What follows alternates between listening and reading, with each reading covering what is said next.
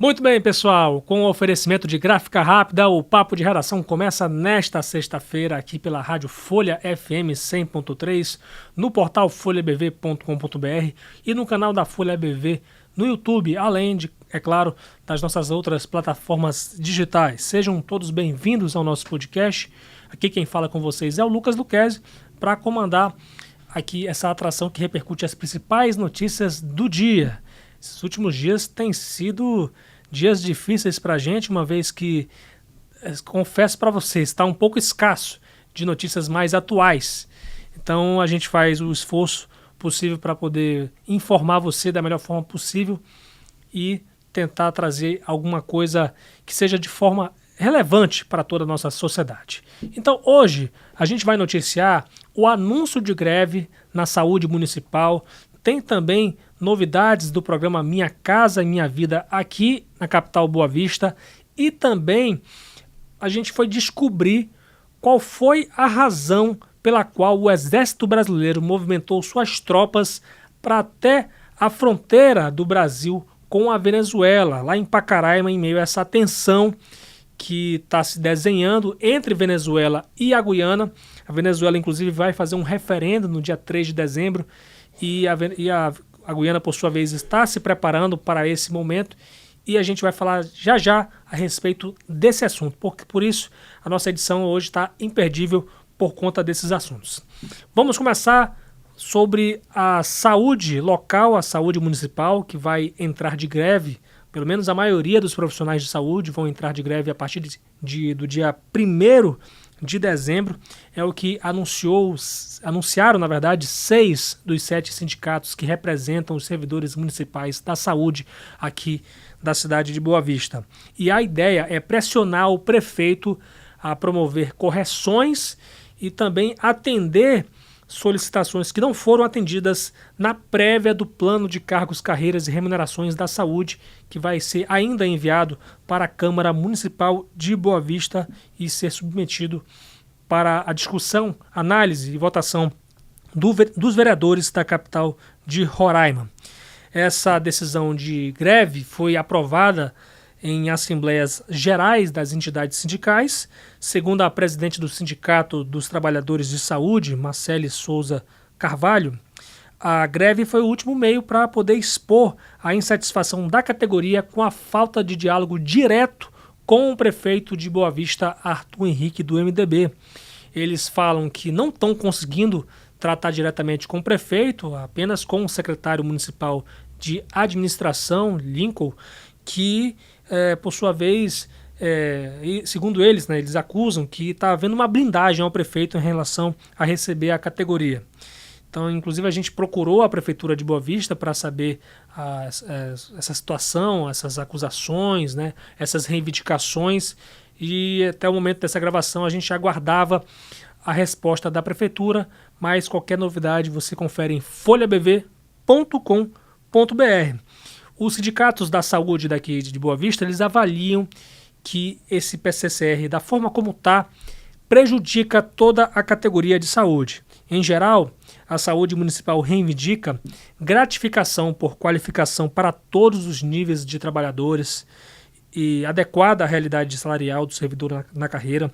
Então, contrapondo à proposta da Prefeitura, que visa conceder o benefício apenas aos servidores de nível superior em relação ao salário da carreira inicial.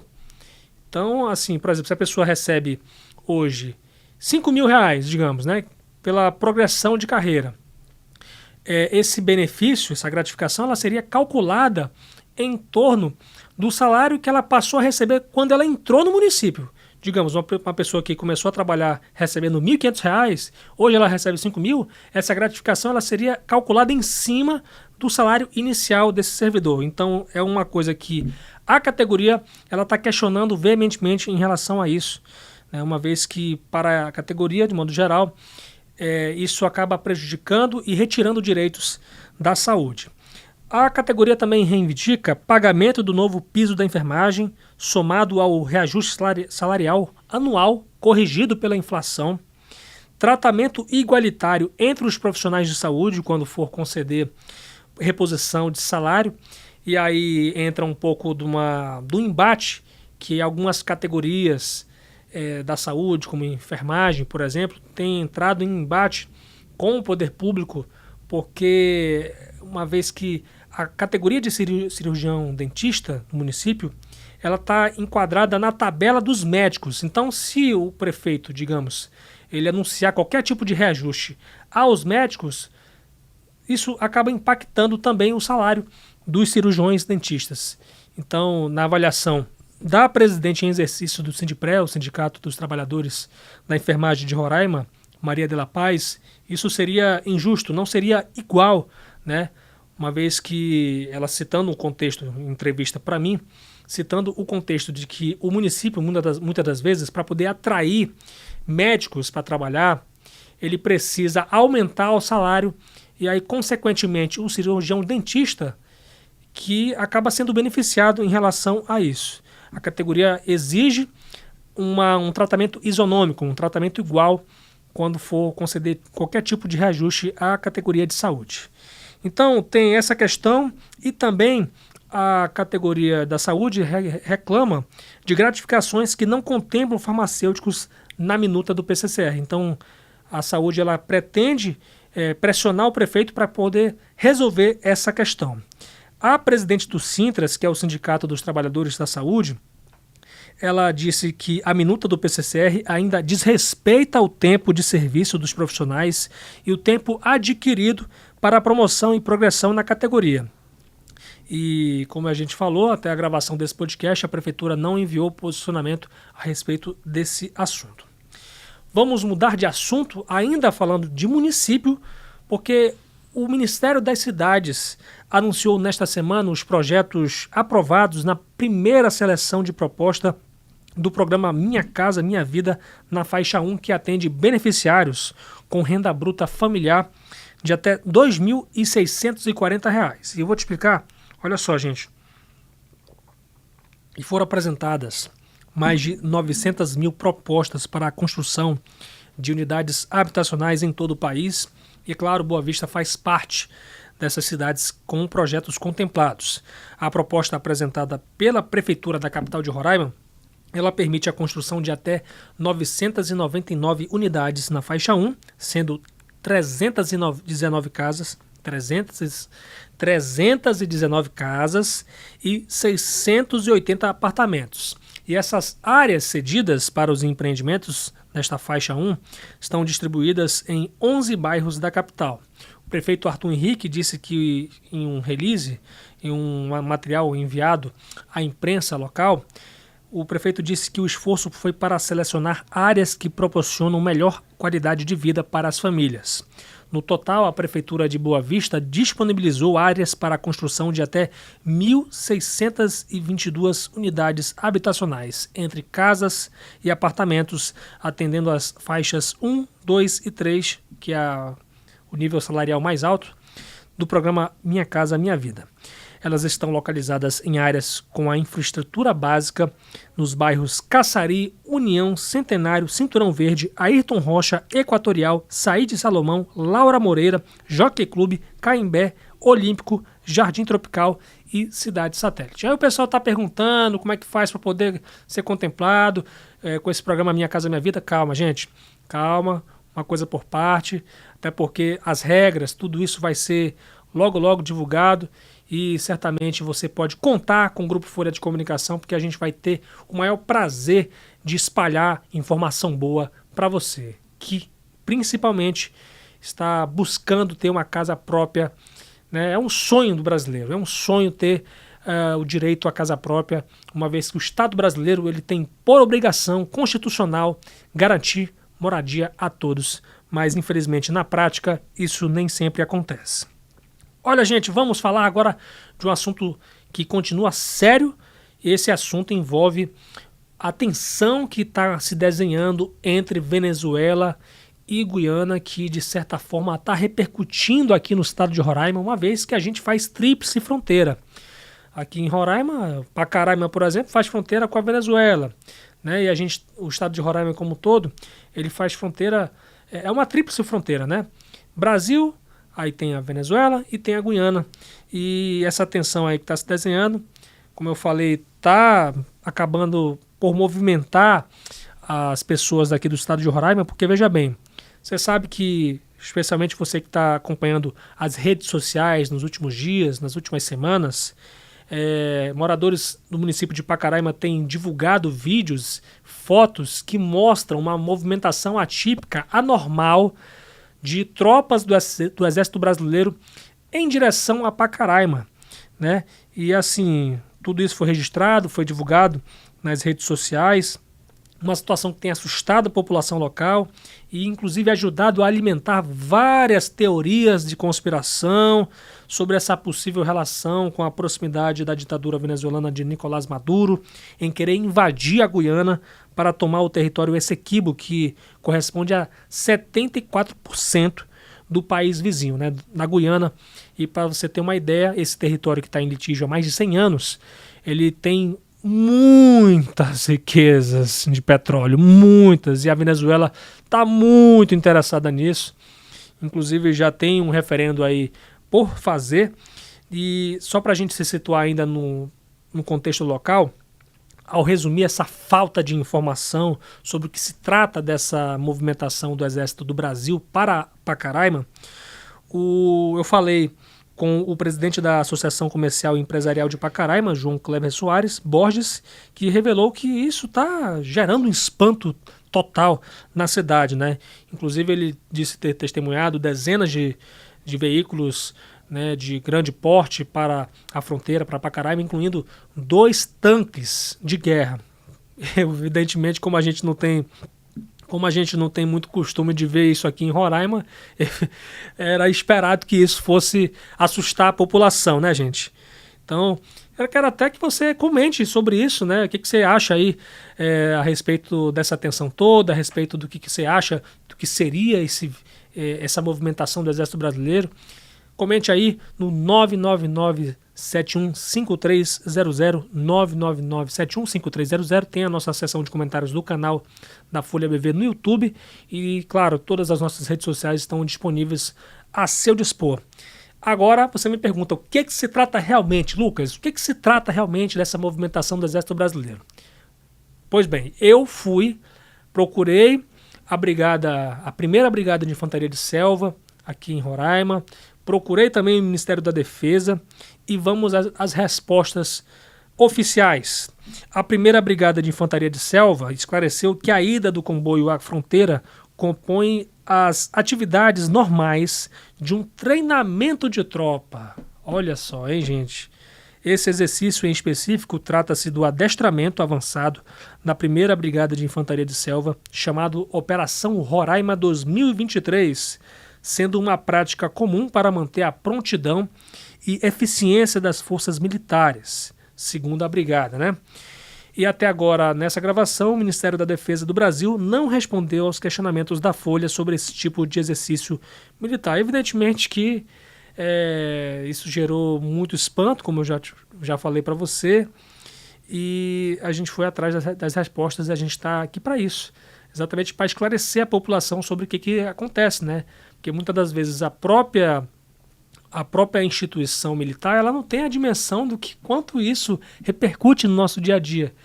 E aí a população fica assustada, gerando inclusive ondas de fake news, de teorias conspiratórias, e nós, como jornalismo, a gente sempre reforça aqui que o jornalismo ele nunca foi tão necessário como num momento como esse, para poder restabelecer a verdade, esclarecer a população sobre o que realmente está acontecendo. E aí, só para contextualizar também ainda, né, no dia 3 de dezembro, venezuelanos irão às ruas para decidir se aceitam ou não anexar a região guianense à Venezuela. Essa área concentra blocos de petróleo com reservas que correspondem a mais de 10 bilhões de barris. Olha só, hein, gente? É muita riqueza, né?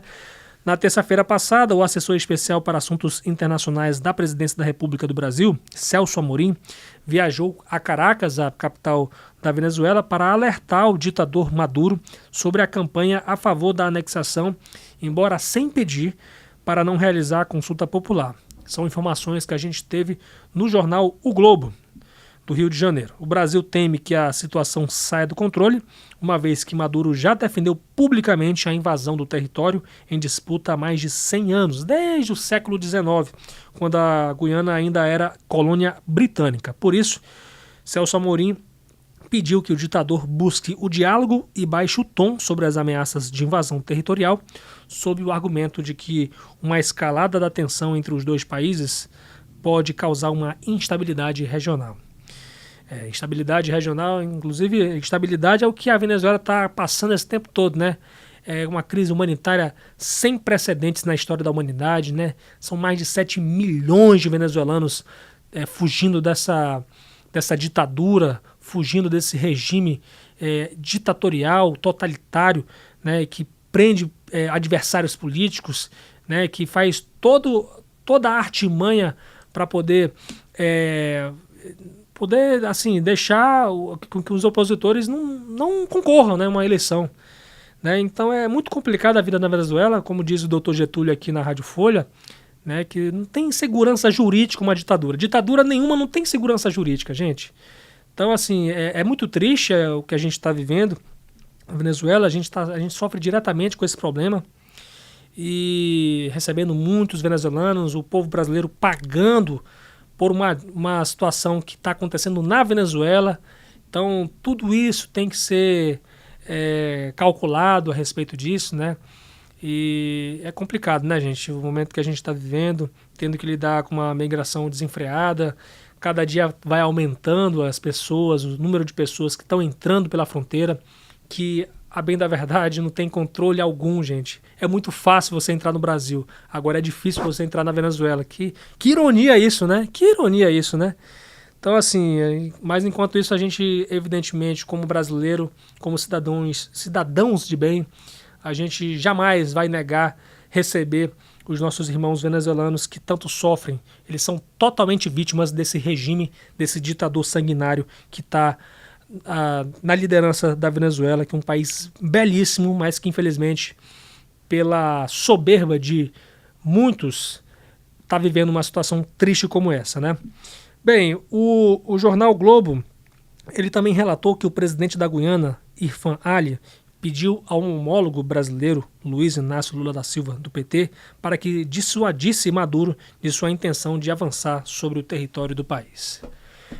Meus amigos, inclusive aqui na redação a gente está até, como eu posso dizer, comentando a possibilidade de a gente, nós como jornalistas, ter que se preparar para poder cobrir uma guerra. Imagine, né? Mas assim, claro, que tudo isso ainda é uma retórica, como até disse o presidente da Guiana, né, que eles acham que isso não vai ir para frente, a Venezuela não vai invadir, que isso vai ser resolvido da forma pacífica na Corte Internacional de Justiça. Eu espero que seja isso mesmo, né, que seja resolvido da melhor forma possível. Né, uma situação... Cara, é complicado, né? Então, são tantos assuntos que entram na pauta. Agora, o Milei, lá na Argentina, o Javier Milei, está agora querendo voltar a um assunto que acho que já poderia ter sido resolvido, né? As Ilhas Malvinas. Agora quer retomar essas Ilhas Malvinas, voltar essa crise institucional com outros países.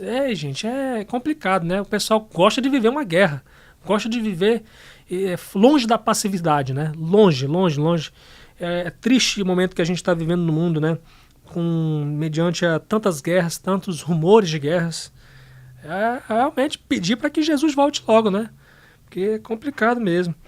E a gente, como jornalista aqui, temos que ficar em estado de atenção, porque a gente vai ter que passar por um intensivo para poder cobrir uma situação como essa, né? E claro, se intensificar na leitura, até porque a gente precisa entender os pormenores de um assunto complexo como esse, que é a questão de Essequibo, né?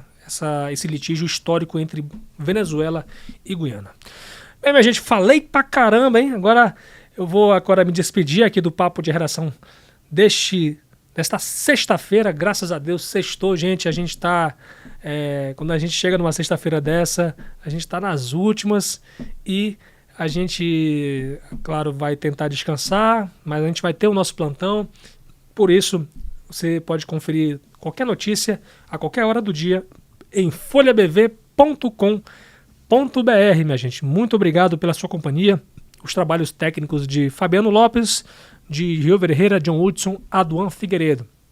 Tem as nossas redes sociais a seu dispor, no Instagram, no Facebook e no X, o antigo Twitter, como @FolhaBV. Tem o nosso YouTube, nosso canal no YouTube, TV Folha BV, e tem a minha rede social, @LucasLuquezzi, @LucasLuquezzi, LUCKEZE, para você me procurar lá no Instagram, trocar uma ideia, me criticar, né, fazer duras críticas, mas desde que sejam construtivas, para a gente poder melhorar a nossa forma de fazer jornalismo, né, nossa forma de pensar também, por que não, né? A gente é formador de opinião, mas também a gente está em processo de transformação o tempo todo.